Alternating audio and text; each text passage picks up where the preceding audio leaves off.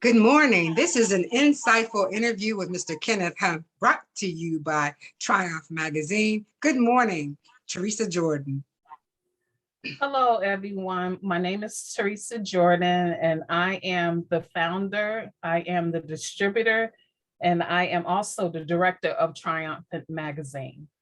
And we just want to say thank you so much for joining the Triumphant Magazine show. We feature snippets of what's going to take place in our upcoming magazine. And today we are fortunate and we're also thrilled to have Kenneth Hunt, Mr. Kenneth Hunt with us today.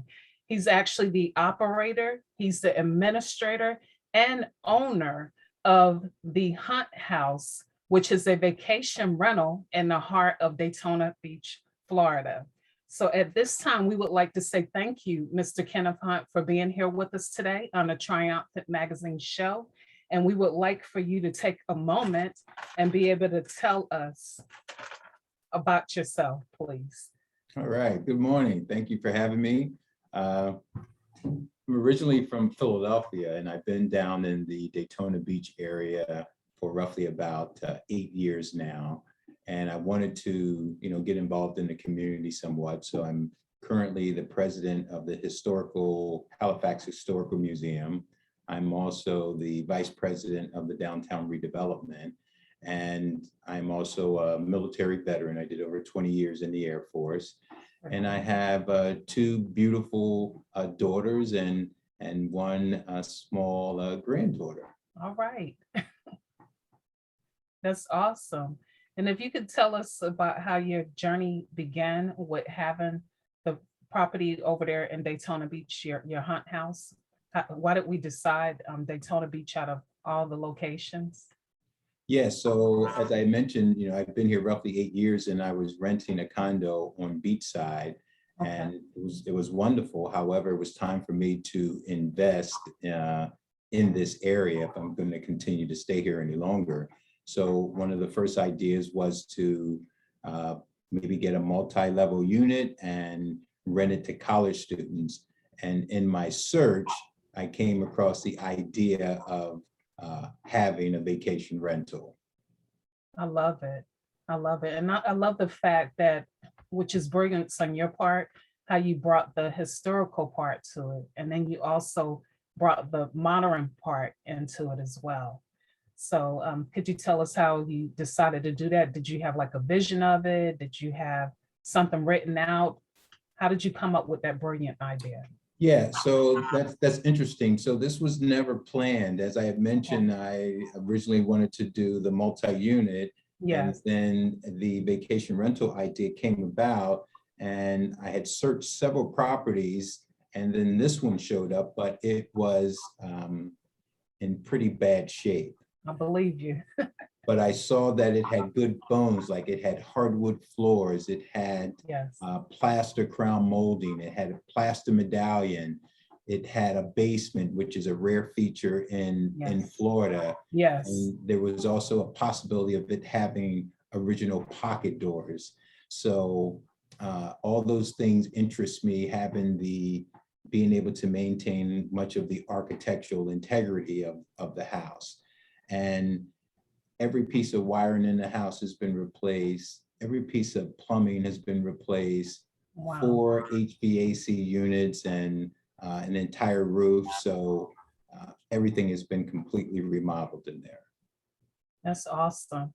Now, who did you get with to bring it into reality? Like, how was it easy finding architects to buy into what you say you saw even before it actually fully manifested?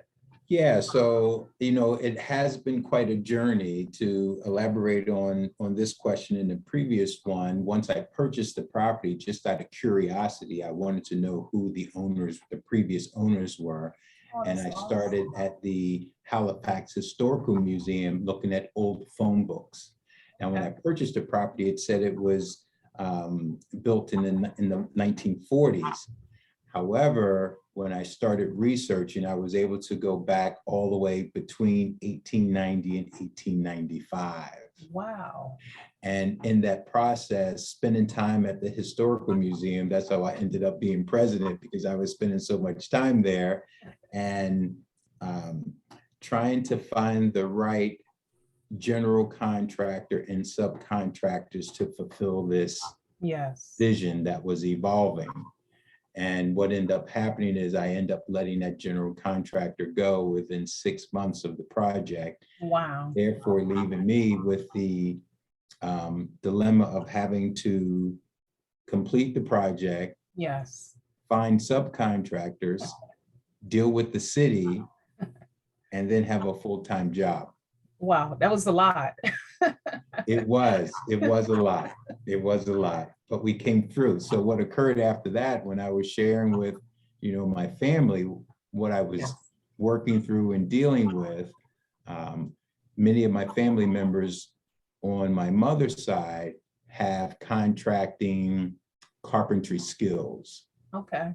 So they actually said, hey, we're willing to come down and help you complete this project. And that's exactly what they did. Wow, that was a blessing. That was huge, like you said. That was and how your family bought into it. Yes. That's great. That Yes. is so awesome. Yes. Yeah, so that's so awesome that, like you said, through the 6 months you didn't give up, because like you was like, right there, I done started this project. I need to go ahead and complete it. Yes. So that goes into the next thing I would say to you is, what are some of the, I know that's one of the challenges that you face, but what are some other challenges that you have faced during getting everything together? And also, how did you also overcome them? Yeah, some of those challenges was, really the key was just building and having, developing those relationships with the city. Yes. Because oftentimes you'll hear horror stories about business owners or future business owners having to deal with the city and code enforcement and inspectors and having them and working with them and having them on your side Yes. is so very important. So it allowed my struggle to be not so great. And I built a wonderful partnership with the city of Daytona Beach. And because of that, now I'm on the board of the redevelopment. I'm on the redevelopment board as That's a result of the outstanding. relationship that I built with them. Wow, that's But outstanding. yeah, and I also want to interject. You had mentioned it from the historical perspective. So Yes. I also each room in the house is dedicated to a historic area of Daytona Beach and or the surrounding area. That's awesome. So when guests come, they will not only have the opportunity to stay in an older home, but they'll also get a sense of the area. So if you'd like me to elaborate, I can elaborate on the room. Absolutely, yes. Please do. All right. Okay, so the house was built between 1890 and 1895. Wow. It used to sit on its current lot and the corner lot, and it used to face south. Okay. In the 30s, they picked the house up, they moved it and placed it to its current location facing east and sold the corner lot to a gas station. Wow. Now the second owner of the house, he retired in 1902. He traveled the world for 2 years, visited 3 continents, and wrote a book called 2 Years in 3 Continents, which I have a copy of the book in the house. Oh, wow. While he was living in the house, in his handwriting, he was sending a copy of his book to a neighbor's cousin. Wow. So I extracted that out of the book, created a wallpaper, and made an accent wall in there. So briefly, what it says is, "Dear Miss Taylor, I'm forwarding this volume to you at the request of your cousin, Miss Jenny Ann Shepherd. Wow. We enjoy her as a temporary neighbor across the way while a winter visitor in our city. I don't think Miss S fully realizes the infliction she is putting upon you, for there are 626 pages of the book, signed Edgar Condit." Wow. Now, as we continue to do research, his name came up in another book. So I contacted the author. I'm like, "Why is Edgar Condit's name in your book?" She said, "Because he served in the Civil War, and him and 2 of his comrades got away from their regiment and was hiding out in a cave on Panther Mountain. Her family took care of him for roughly 2 weeks. When he got out, he became pretty well off. The Hunt House was his winter home, and he built a 7-story building in Chicago for the first World's Fair, which still stands, invited her family with an all-expense paid trip, and to the World's Fair, 1892, 1893. And how does she know all this information? Letters going back and forth between the two families. So she wrote a book called Panther Mountain, and she sent me a copy, and that's in the bookcase on the first floor. Now, since there's a room dedicated to Jackie Robinson because the baseball field is literally 1 block away. There's another room dedicated to Rockefeller because his home is roughly 5-6 miles away. And then there's a room dedicated to the women of World War II because where Daytona State College is, that used to be a training facility there for the women of World War II. And just to show you how the community was even getting involved, Nettie Ryan's family dropped off some photos and some documents signed by the Obama and the Trump administration honoring their mother. That give you chills. Catherine McKenzie, who was 98 years old, she just passed away early this year. We have some of her military records and documents as well as her uniforms in there. So that's just on the first floor alone. Just the first floor. Yes, that's just the first floor. Now on the second floor, there's a room dedicated, well, there's an area at the top of the steps is dedicated to the 2 oldest churches in Daytona Beach. And we accent it with a large stained glass, as well as 3 Bibles that are about 150 years old and a small bronze sculpture entitled Heaven Only Knows. Wow. There's a room dedicated to Hawaiian Tropic, Havana Tropic, and Panama Jack because that was created up in the Ormond area. Powerful. There's a room dedicated to Dr. Mary McLeod Bethune, which is fantastic because, and then there's photos in there of her with Eleanor Roosevelt. And because of that relationship, women were allowed in the military. Yes. And we just did an unveiling of her marble sculpture at the News Journal earlier this week on Monday, which was fantastic. Wow. There's also a room dedicated to Embry-Riddle and aviation.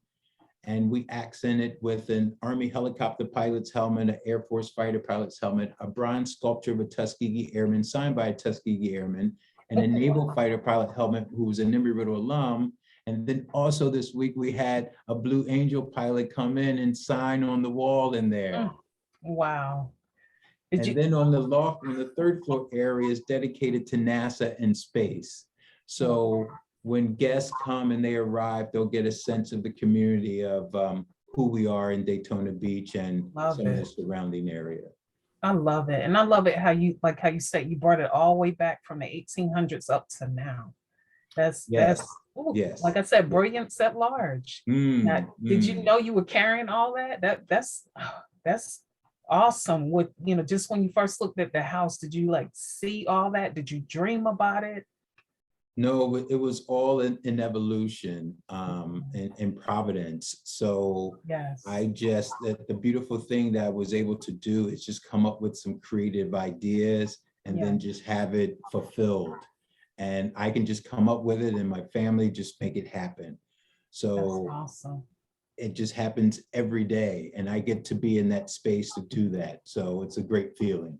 It is a great feeling, and what a great accomplishment. Yes, and in the process, it literally has nothing to do with me. It's just really creating a space for others to enjoy. Absolutely, absolutely. And that's a legacy that's being fulfilled now and will follow you even afterwards. And I tell you, I'm so grateful that you found that diamond in the rough and you brought it out for everybody to be able to experience as well. So tell us some of the ways that people are using the Hunt House right now. That's a good question. So as I mentioned, this house has a full basement.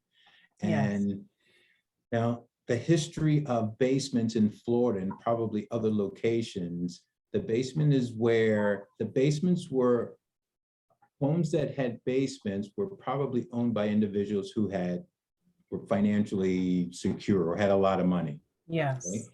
And if there were basements, oftentimes the basements is where the helpers or the servants would stay. Okay. And then they would go up the steps and then there would be the kitchen and then they would go around from the kitchen into the dining room to serve. So since I have a basement and I decided to dedicate that to the African-American entertainers. So, we have Dizzy Gillespie, we have Duke Ellington, we Yeah. have Josephine Baker, we have Billie Holiday, All we have right. Lena Horne, you know, and their guests have the option to, you know, use that space. And we've had birthday parties, graduation parties, bachelorette parties, 25 anniversaries. Just a wonderful space for groups to enjoy. There's a Fender Rhodes keyboard down there, the old school mics, a bass. We just picked up a harp that was created in 1872. Yes. So those are just some of the accent pieces. In addition to the basement, we're also working on the back area, and we're creating a sports bar and a restaurant back there. And we can hold currently about 75 people there now. Pretty good. Yes, yes. And that area will be dedicated to America's first sport, which was horse racing. Wow. So how many is it gonna hold once you do that? Between the inside restaurant area and the outside, we'll be able to hold between 125 to 150 people. Wow, what a blessing. That's gonna be really nice. I can't Yes, wait till yes, you get yes, that yes. done. That's I'm gonna be excited about it too, but you know, in this business, you just have to learn to be patient too. absolutely. Absolutely. Now, have you decided whether you're gonna do a second property, a second Hunt house, or is that in the works? That's a good question. So the answer is yes. What we're doing now is creating the financial foundation and structure to be able to support the next one. Okay, And we're looking at possibly acquiring that as early as next year. okay. Next year's right around the corner. It is, it is, it is. We're excited about that as well. That's it. Now, how can someone get in touch? What do they need to do if they want to go ahead and rent out the house for vacation, or like you mentioned, other events or special occasions? What do they need to do?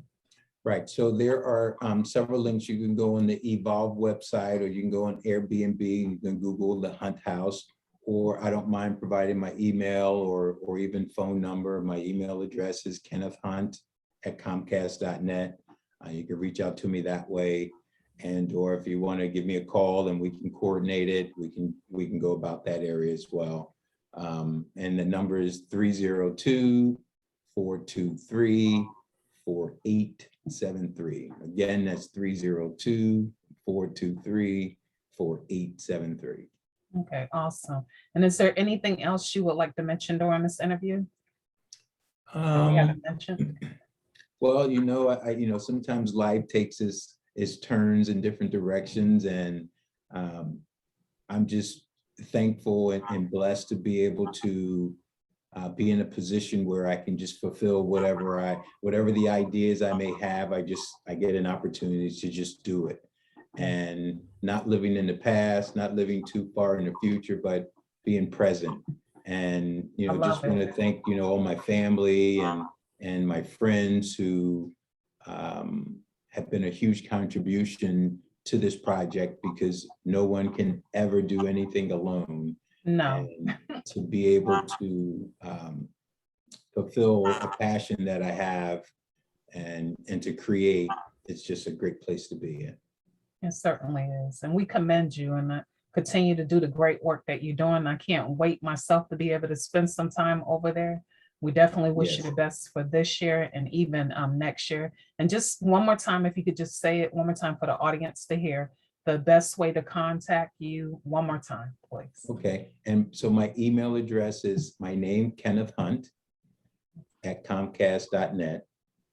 And the phone number is 302-423-4873. Thank you. Okay. And thank you so much for being here this evening with us at the Triumphant Magazine show. And take care of yourself, Mr. Hunt. All right. Have a wonderful day. Thank you. Bye-bye. Bye. Thank you, everybody. This has been an insightful interview with Mr. Kenneth Hunt, brought to you by Triumph Magazine. Have a good evening.